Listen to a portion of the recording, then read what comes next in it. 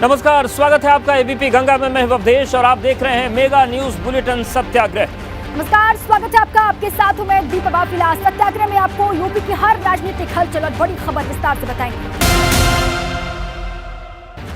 उत्तर प्रदेश की राजनीति अपना कब चाल, चेहरा और चरित्र बदल देती है, ये तुरंत पता नहीं लगता। दरअसल जिन पर अखिलेश यादव लगातार निशाना साध रहे हैं, अखिलेश यादव की पार्टी उसी ओबीसी समाज पर टारगेट कर रहे हैं जिससे खुद केशव प्रसाद मौर्य भी आते हैं। देखा जाए तो अखिलेश यादव और केशव प्रसाद मौर्य में ये सियासी लड़ाई पहली बार नहीं हो रही है। अखिलेश केशव प्रसाद मौर्य को लगातार उकसा रहे हैं। इसके पीछे एक वजह है जो बहुत खास है। देखिए हमारी स्पेशल रिपोर्ट।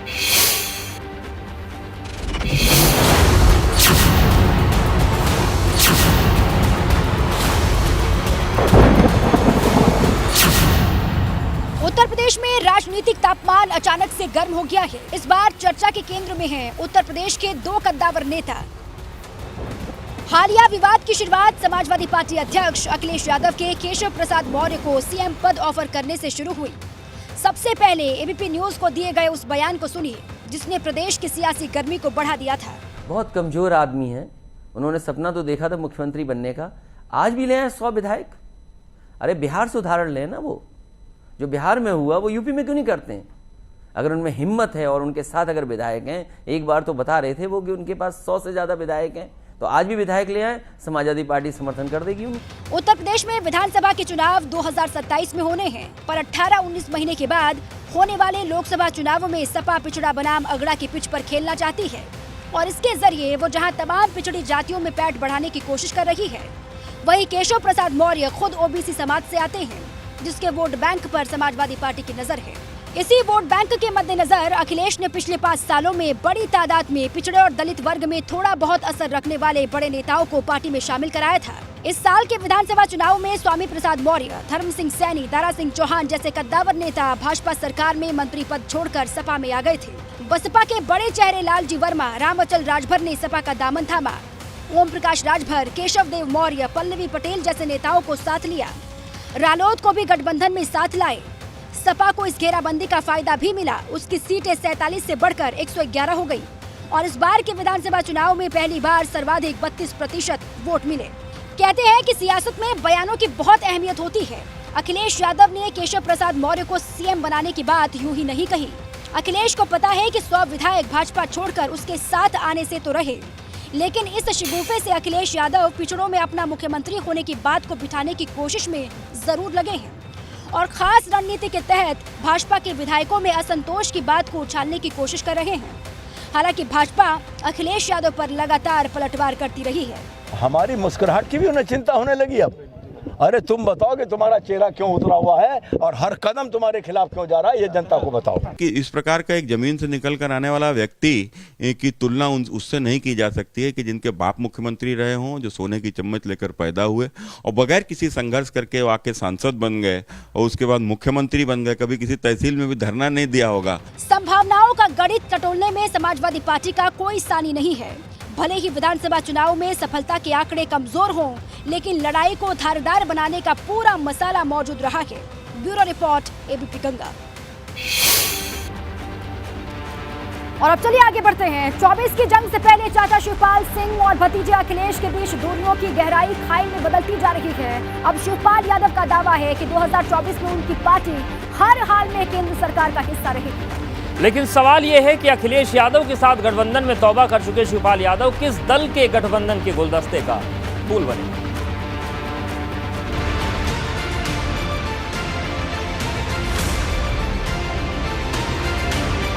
हमारा केवल एक ही लक्ष्य है, 2024 में मुझे सरकार में रहना है। अब कैसे रहेंगे वो तो समय बताएगा। लोकसभा चुनाव से प्रगतिशील समाज पार्टी के मुखिया शिवपाल यादव की हुंकार बड़े संकेत दे रही है। भतीजे अखिलेश से गठबंधन में धोखा खाए शिवपाल यादव अब कोई भी समझौता नहीं करना चाहते। वजह साफ है कि 2024 के लोकसभा चुनाव नजदीक है। अब मुझे समाजवादी पार्टी में तो जाना नहीं है। चलिए यार, मुझे समाजवादी पार्टी से कोई समझौता नहीं करना है, बहुत धोखा खा चुके हैं। लेकिन सवाल है कि आखिर शिवपाल यादव 24 की जंग के लिए किस उधेड़बुन में लगे हैं, क्योंकि संगम नगरी प्रयागराज में शिवपाल यादव ने जो दावा किया है वो शिवपाल यादव के नए गठबंधन का साफ इशारा कर रहा है। जब चुनाव नज़दीक होगा तब मुझे किसके साथ गठबंधन करना है वो तो तभी होगा। इतना ही नहीं, शिवपाल यादव 2024 का लोकसभा चुनाव लड़ने की मूड में भी हैं। जिन सीटों पर शिवपाल यादव की निगाह है उनमें मैनपुरी की सीट भी शामिल है। और जब नेताजी मना करेंगे तब इस पर विचार करेंगे। हालांकि अभी मैनपुरी सीट से मुलायम सिंह यादव सांसद हैं। अगर स्वास्थ्य कारणों से मुलायम सिंह यादव नहीं लड़ते तो इस सीट पर न केवल शिवपाल यादव की नजर है बल्कि अखिलेश यादव की निगाहें भी इसी सीट पर टिकी हैं। ऐसे में क्या 24 की जंग चाचा बनाम भतीजा होने वाली है, ये बड़ा सवाल है। Bureau report, ABP Ganga. Uttar Pradesh के 2 पूर्व मुख्यमंत्रियों में सियासी युद्ध छिड़ गया है। समाजवादी पार्टी के राष्ट्रीय अध्यक्ष और पूर्व सीएम अखिलेश यादव ने एबीपी न्यूज के शो में उत्तर प्रदेश के पूर्व सीएम मायावती पर बड़ा आरोप लगाया। अखिलेश ने कहा था कि मायावती वही करती हैं जो भाजपा उन्हें करने के लिए कहती है, जिसका बसपा सुप्रीमो मायावती ने इसका करारा जवाब दिया है। मायावती का अखिलेश पर पलटवार।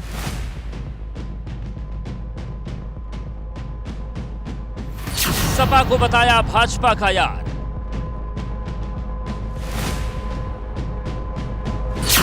बुआ के वार बबुआ को नागावार।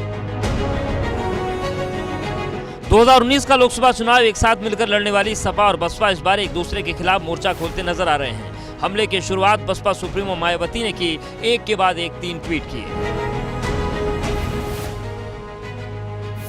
अपने पहले ट्वीट में उन्होंने कहा कि सपा यूपी में अपना जनाधार खोती जा रही है, जिसके लिए उसका अपना कृत्य ही मुख्य कारण है। परिवार पार्टी व इनके गठबंधन में आपसी झगड़े, खींचतान तथा आपराधिक तत्वों से इनकी खुली साठगांठ और जेल मिलान आदि की खबरें मीडिया में आम चर्चाओं में हैं, तो फिर लोगों में निराशा क्यों ना हो। मायावती के अखिलेश यादव पर हमला बोलने के बाद अखिलेश यादव ने भी मायावती पर हमला बोला। अखिलेश ने अपने जवाबी हमले में बसपा मायावती के साथ भारतीय जनता पार्टी पर भी कई आरोप लगाए। 24 के चुनाव में अपने खिलाफ जनता के आक्रोश और जनहित में काम करने वाले दलों की एकजुटता देखकर भाजपा बौखला गई है। इसीलिए अपने लाउडस्पीकर दलों से अनाप शनाप बातें कहलवा रही है। इन लाउडस्पीकरों का माइक कहीं और है। जनता को धोखा देने वाली भाजपा और उनके नालबद्ध दलों को जनता सबक सिखाएगी। 2019 में बुआ और बबुआ की जोड़ी में इतनी दरार आ गई कि दोनों तरफ से बयानबाजी के शब्द बाण एक दूसरे पर फेंके जा रहे हैं। ताजा हमले के पीछे अखिलेश यादव का बयान है, जो पिछले दिनों उन्होंने एबीपी न्यूज को दिया था। अगर पिछले चुनाव में 2017 में और पिछले चुनाव में बहुजन समाज पार्टी ने बीजेपी की मदद न की होती तो आज भारतीय जनता पार्टी उत्तर प्रदेश में, अगर आप जमीन पर देखेंगे, उनके फैसले देखेंगे, आप राष्ट्रपति का चुनाव होगा, क्योंकि आजमगढ़ का चुनाव है तो आप नहीं बोलेंगे, 2 दिन बाद आप समर्थन कर देंगे बीजेपी का। 2024 के लोकसभा चुनाव में भी वक्त है, उससे पहले ही उत्तर प्रदेश का सियासी माहौल गरमाया हुआ है। एक तरफ भाजपा के खिलाफ विपक्ष की लामबंदी की कोशिशें जारी हैं, तो दूसरी तरफ बयानबाजियों का दौर अपने चरम पर है। Bureau report, ABP Ganga.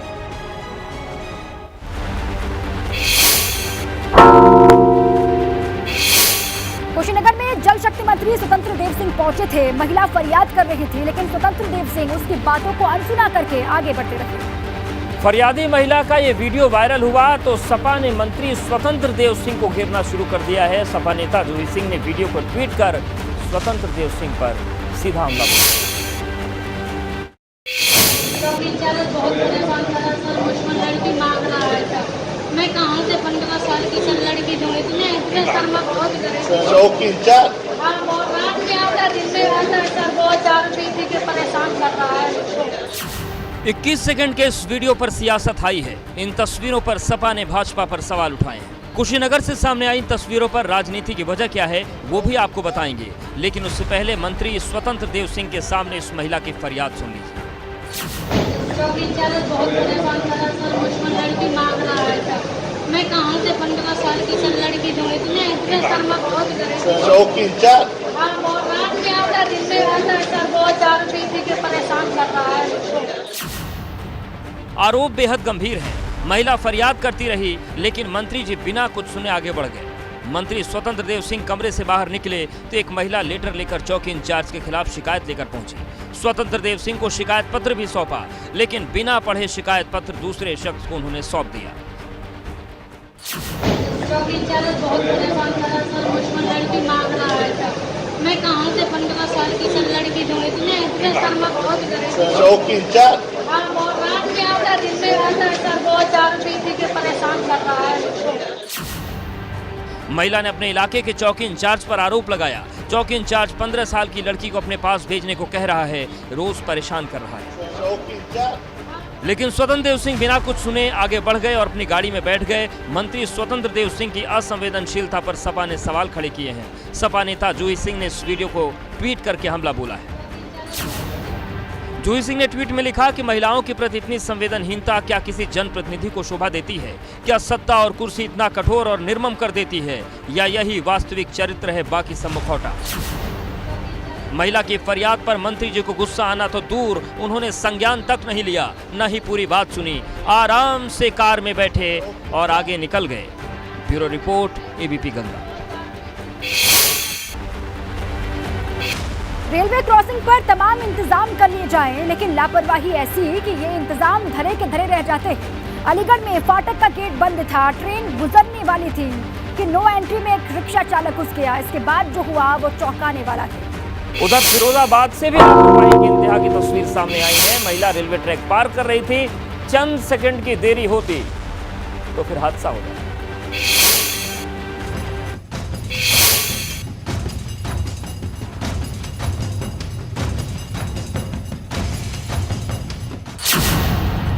Aligarh में रिक्शा चालक की लापरवाही।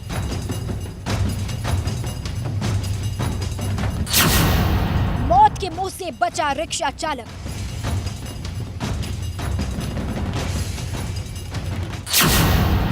ऐसी लापरवाही घातक, मौत को सीधी दावत।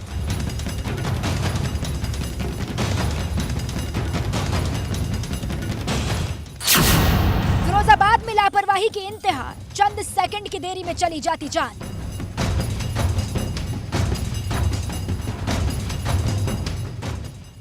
मौत को सीधी दावत देने वाली ये दो तस्वीरें बेहद खौफनाक हैं। सबसे पहले अलीगढ़ की इन तस्वीरों को देखिए। रेलवे फाटक बंद है, नो एंट्री में एक रिक्शा चालक घुसता है, पटरी पार करने की कोशिश करता है। उसके बाद जो हुआ वो हैरान करने वाला था। ट्रेन वहां से गुजरी, रिक्शा चपेट में आ गया। गनीमत रही कि चालक ने कूदकर अपनी जान बचाई। आरपीएफ ने रिक्शा चालक को गिरफ्तार कर जेल भेज दिया है, लेकिन लापरवाही की ये तस्वीर बेहद घातक साबित हो सकती थी। मौत को दावत देने वाली एक और तस्वीर फिरोजाबाद से सामने आई है। शिकोहाबाद रेलवे स्टेशन पर एक महिला एक प्लेटफॉर्म से दूसरे प्लेटफॉर्म में जाने के लिए ट्रैक पार कर रही थी। तभी अचानक वहां से ट्रेन गुजरी। रेलवे स्टेशन पर मौजूद रेलवे कर्मचारियों ने भागकर महिला की जान बचाई। चंद सेकंड की देरी होती तो महिला की जान चली जाती। लापरवाही की इंतहा बस इतनी भर नहीं है। महिला को कर्मचारी ने खींचकर स्टीयरिंग पर चढ़ाया। महिला को रेलवे कर्मचारी ने एक बार तो बचा लिया, लेकिन उसके बाद महिला फिर से मौत के पास चली गई, वो भी बस पानी की बोतल के लिए। Bureau report, ABP Ganga.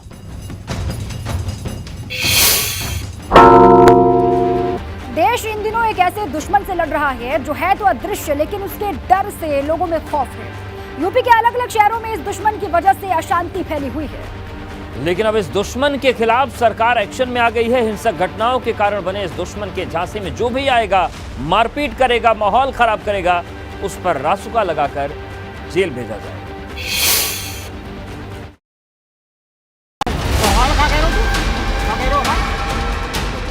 एक अफवाह, दहशत और भीड़ का अंधा इंसाफ।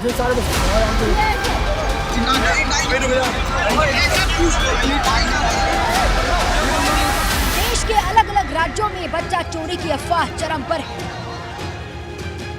उत्तर प्रदेश के 3 शहरों की इन तस्वीरों को जरा देखिए। बच्चा चोरी के आरोप में उपद्रवियों के जानलेवा हमले हो रहे हैं। निशाने पर हैं मानसिक रूप से कमजोर लोग।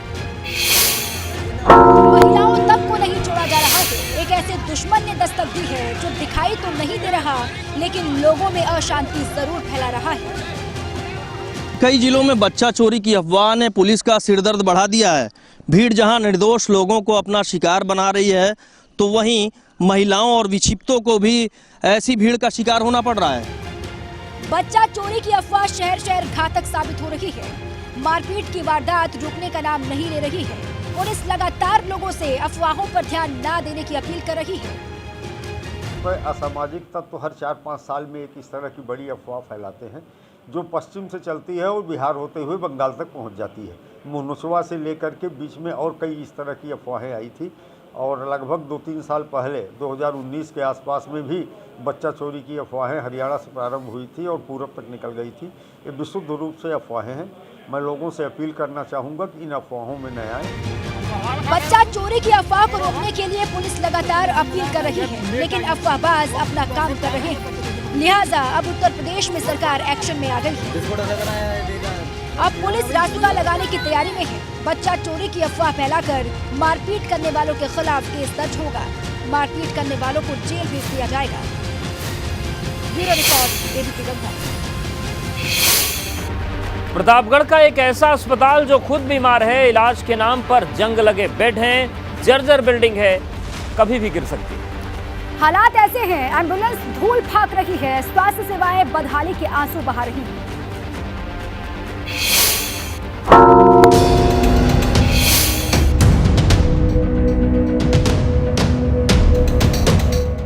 प्रतापगढ़ में स्वास्थ्य सेवाओं का हाल देखिए। जर्जर बिल्डिंग, जंग लगे बेड और धूल फाक रही एम्बुलेंस। ये तस्वीरें प्रतापगढ़ के उस सरकारी अस्पताल की हैं जिसे खुद इलाज की जरूरत है। ग्रामीण इलाकों में बेहतर स्वास्थ्य सेवाएं देने के लिए गजराही में CHC तो बना दिया गया, लेकिन शायद इसके बाद स्वास्थ्य महकमा गहरी नींद सो गया। 15-15 बेड के पुरुष और महिला वार्ड बनाए गए, जिनकी हालत क्या है आप खुद देख लीजिए।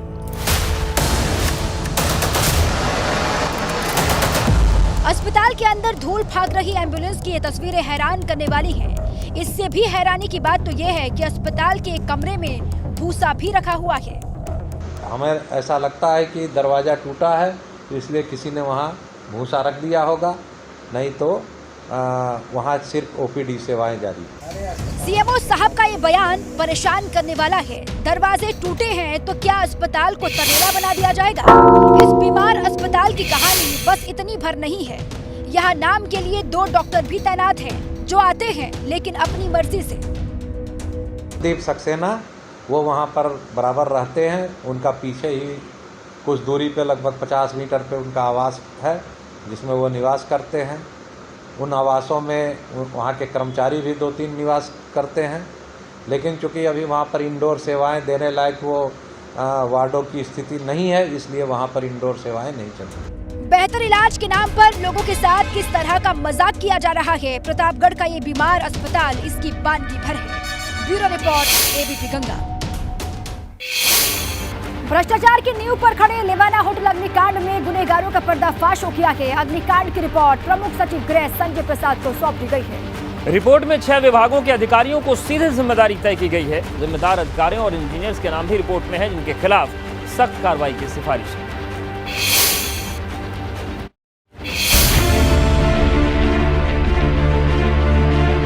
सितंबर को लखनऊ में जो अग्निकांड हुआ उसके गुनहगारों के नाम सामने आ गए हैं। 4 लोगों की मौत के जिम्मेदार 6 विभाग हैं, जिनकी लापरवाही से लेवाना होटल में अग्निकांड हुआ। लेवाना होटल अग्निकांड के बाद से हरकत में आई यूपी सरकार ने जांच के आदेश दिए थे। जांच रिपोर्ट प्रमुख सचिव गृह संजय प्रसाद को सौंप दी गई, जिसमें LD और अग्निशमन विभाग के अधिकारी दोषी पाए गए हैं। लेवाना होटल में हुए अग्निकांड की जांच पूरी हो गई है। मंडल कमिश्नर रोशन जैकब और पुलिस कमिश्नर SB शिरटकर ने अपनी ज्वाइंट रिपोर्ट प्रमुख सचिव गृह संजय प्रसाद को सौंप दी है। और सबसे खास बात यह है कि इस रिपोर्ट में 6 विभागों को सीधे तौर पर जिम्मेदार ठहराया गया है। LDA, लेसा, अग्निशमन, आबकारी, नगर निगम और जिला प्रशासन के अधिकारियों पर कार्रवाई की तलवार लटक रही है। सबसे ज़्यादा लापरवाही LDA और अग्निशमन विभाग की सामने आई है। अग्निकांड के लिए जिम्मेदार अफसरों और इंजीनियर्स के नाम भी रिपोर्ट में हैं। दोषी अधिकारियों के खिलाफ सख्त कार्रवाई की सिफारिश की गई है। लेवाना होटल में अंडर वॉल शॉर्ट सर्किट से आग लगी थी। होटल में 30 से ज्यादा AC लगे थे। फर्स्ट फ्लोर के पैनल रूम के केबल जले हुए मिले हैं। साथ ही कई मीटर तक अंडर वॉल केबल भी जली हुई मिली है। होटल में 250 किलोवाट का बिजली कनेक्शन था। क्षमता से ज्यादा बिजली का इस्तेमाल हो रहा था। इतना ही नहीं, इस रिपोर्ट में भविष्य में लेवाना अग्निकांड जैसी घटनाएं ना हो, इसके लिए महत्वपूर्ण सुझाव दिए गए हैं। लिहाजा अब शासन रिपोर्ट के आधार पर लेवाना होटल अग्निकांड में आगे की कार्रवाई करेगा। रिपोर्ट में दोषी अधिकारियों के खिलाफ सख्त कार्रवाई की संस्तुति की गई है और साथ ही अग्निकांड ऐसे दोबारा ना हो इसके लिए भी तमाम सुझाव दिए गए हैं। जिन जिन अधिकारियों का नाम रिपोर्ट में शामिल है, जल्द ही शासन उनके खिलाफ कार्रवाई की तैयारी कर रहा है। कैमरा से योगी हरिओम के साथ विवेक त्रिपाठी, एबीपी गंगार, लखनऊ। बुलंदशहर में प्रदूषण विभाग की लापरवाही के बाद प्रशासन एक्शन में आ गया है। एक सरकारी स्कूल में क्लासरूम में बैठे बच्चे अचानक बेहोश हो गए। 8 दर्जन बच्चों के अचानक बेहोश होने से स्कूल में हड़कंप मचा था। बच्चों के बेहोश होने के पीछे जहरीली गैस वजह बताई जा रही थी और यही वजह है कि अब प्रदूषण विभाग ने स्कूल की छत पर वायु प्रदूषण मापने वाली मशीन लगा दी है, जिससे पता चल पाएगा कि आखिर बच्चे किस जहरीली गैस के कारण बेहोश हुए। वहीं इस मशीन के माध्यम से ये भी पता चलेगा कि यहाँ पर एयर पॉल्यूशन का लेवल क्या है। सभी पहलुओं पर प्रदूषण विभाग जांच कर रहा है। ये तस्वीर है सिकंदराबाद औद्योगिक क्षेत्र के गोपालपुर में स्थित सिविलियन विद्यालय का, जहां विद्यालय के छत पर प्रदूषण विभाग ने मशीनें लगवाई दी हैं। हम लोगों ने अगल बगल भी पूछताछ करी, ऐसा कोई प्रथम दृष्टया साक्ष्य नहीं मिला कि किसी गैस का रिसाव हुआ हो। कल गर्मी भी बहुत ज़्यादा थी वहाँ और हम लोग भी गए थे तो काफ़ी गर्मी लग रही थी। फिर भी मैंने पोल्यूशन कंट्रोल बोर्ड के जो रीजनल अफसर हैं उनको कहा है कि प्रतिदिन तीनों टाइम, सुबह, दोपहर और शाम को, जो भी हमारे नाइट्रस ऑक्साइड की गैसेस हैं या सल्फर से रिलेटेड गैसेस हैं, उनकी पूरी मॉनिटरिंग करें। इसके अलावा एडीएम प्रशासन को मैंने पूरी जाँच सौंपी है, पर जाँच करेंगे। 2024 आम चुनाव के अभी लगभग 1.5 साल बाकी हैं। इतने वक्त में देश की सियासत कई करवटें ले सकती है, लेकिन चुनाव को लेकर तैयारियां शुरू हो चुकी हैं। यूपी में अखिलेश यादव भी अपनी सियासी पिच तैयार करने में जुट गए हैं। अपनी ताकत और कमजोरी को देखते हुए अखिलेश अभी से ही लोकसभा चुनाव का एजेंडा सेट करने की भी कोशिश करते हुए दिखाई दे रहे हैं। अखिलेश का पॉलिटिकल प्रहार, केशव मौर्य ने भी किया पलटवार। चुनाव में लगातार हताश, निराश, उदास, पानी की तड़पती हुई मछली जैसी स्थिति हो गई। केशव प्रसाद मौर्य को अखिलेश की सीधी चुनौती। अगर उनमें हिम्मत है और उनके साथ अगर विधायक हैं, एक बार तो बता रहे थे वो कि उनके पास 100 से ज्यादा विधायक हैं, तो आज भी विधायक ले आए, समाजवादी पार्टी समर्थन कर देगी उनका। अखिलेश यादव और केशव मौर्य में तूफानी भिड़ंत। वो स्वयं मतलब इस समय अपने विधायकों को साथ रखने में सफल नहीं हो सकते। दो दिग्गजों में बाहुबली तकरार के बीच राजभर की एंट्री। मौका था, 4 बार समाजवादी पार्टी की सरकार बनी, जब उस समय गारंटी थी कि बनाया जा सकता है, तब तो अखिलेश जी को याद नहीं आया। बहुमत थी, 224 सीट का बहुमत था, तब मौर्य जी याद नहीं आए, चौहान जी, पाल जी, पटेल जी, ब्राह्मण, राजपूत, भूमिहार नहीं याद आया। 24 की फाइट के लिए जुबानी लेफ्ट राइट। केशव मौर्य भाजपा के ट्रस्टेड और मूल कार्यकर्ता हैं। उनके यहाँ की तरह के नहीं है कि आया राम और गया राम वाले। और अखिलेश यादव और समाजवादी पार्टी को चोट पहुंचाने का काम करेंगे। चाचा से मोह भंग, चढ़ा केशव का रंग। क्या केशव सिर्फ बहाना है? 2024 पर निशाना है। उत्तर प्रदेश में राजनीति में इन दिनों शह और मात का खेल खूब चल रहा है। समाजवादी पार्टी की ओर से प्रदेश की राजनीतिक पिच पर अपनी पारी को बेहतर बनाने की लगातार कोशिश की जा रही है। अमूमन अखिलेश यादव भाजपा नेताओं के खिलाफ खासे हमलावर रहते हैं, लेकिन इन दिनों उनके रडार पर भाजपा के नंबर 2 केशव प्रसाद मौर्य हैं। आज समाजवादी पार्टी प्रमुख अखिलेश यादव डिप्टी सीएम केशव प्रसाद मौर्य की एक तस्वीर शेयर कर उनके मुस्कुराने की वजह उन्होंने पूछी और उन पर निशाना साधा।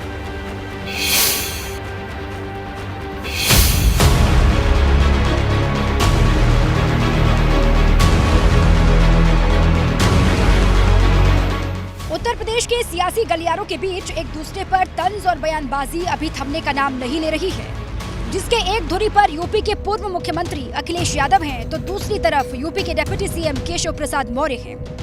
तल्खी, बेरुखी और कड़वाहट भरे माहौल में दोनों ही नेताओं ने अपने तीखे बयानों से एक दूसरे को घेरने का भरसक प्रयास किया।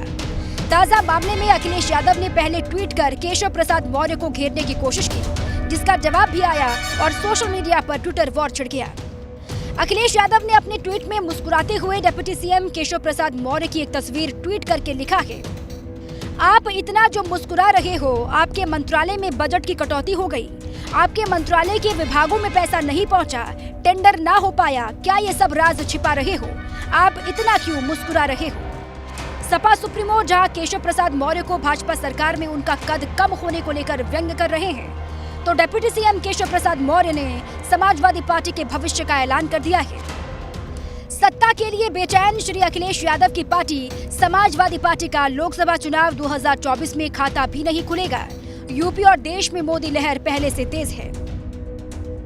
इससे पहले भी समाजवादी पार्टी अध्यक्ष अखिलेश यादव ने उत्तर प्रदेश के उप मुख्यमंत्री केशव प्रसाद मौर्य को 100 विधायकों के साथ सपा में शामिल होने पर उन्हें मुख्यमंत्री पद देने की पेशकश की थी। तो डिप्टी सीएम केशव प्रसाद मौर्य अखिलेश यादव पर लगातार हमलावर हैं। अखिलेश यादव की सीएम पद की पेशकश पर केशव प्रसाद मौर्य ने कटाक्ष किया कि जिस तरह पानी से निकलने के बाद मछली तड़पती है, उसी तरह अखिलेश यादव सत्ता के बिना तड़प रहे हैं। चुनाव में लगातार हताश, निराश, उदास, पानी की बिना तड़पती हुई मछली जैसी स्थिति हो गई। उनकी पार्टी के विधायक उनके साथ नहीं है। मेरी पार्टी के सारे विधायक मेरे साथ है, मेरी पार्टी मेरे साथ है, और उनके आभार देने से नहीं बनने वाला। मेरी पार्टी जो बनाती है वो मैं बना हुआ हूँ। 2024 की चुनावी लड़ाई में भले ही देरी हो, लेकिन माहौल अभी से महासंग्राम की तरह दिखने लगा है। अखिलेश यादव और केशव प्रसाद मौर्य के बीच छिड़ी जंग तो इसका ट्रेलर भर है, अभी पूरी फिल्म आनी बाकी है। Bureau report, ABP Ganga.